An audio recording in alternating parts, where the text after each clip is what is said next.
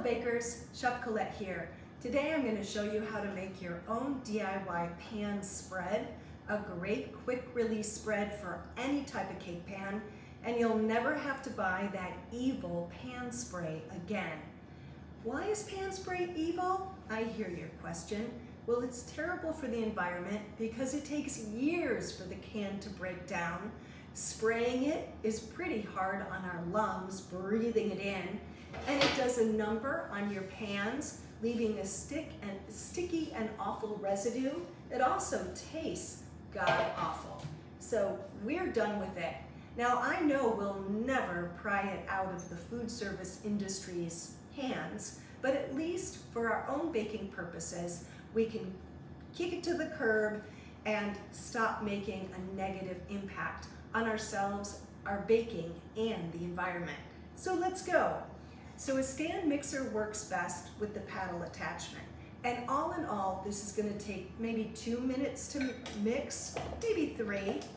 And you wanna have a container, some sort of a container that'll go into the fridge because this is gonna last you 2 to 3 months refrigerated, no problem.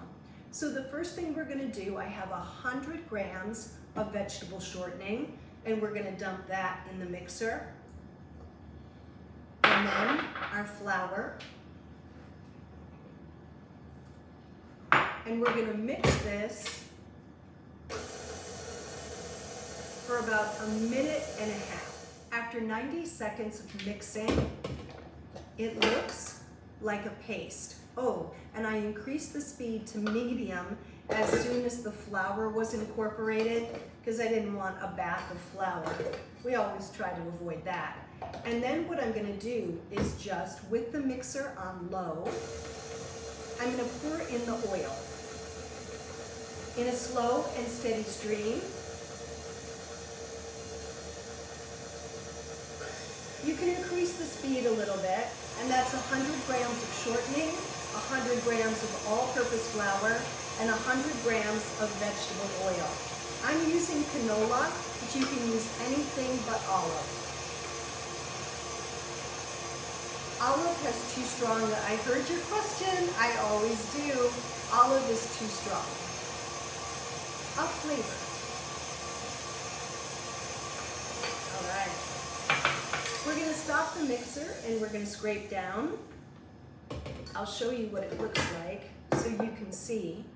It's kind of thick on the sides and liquidy in the center. It does firm up as it chills.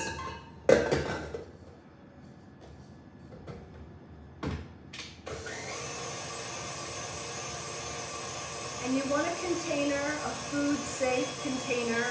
Can be any material that you're comfortable with, and a lid,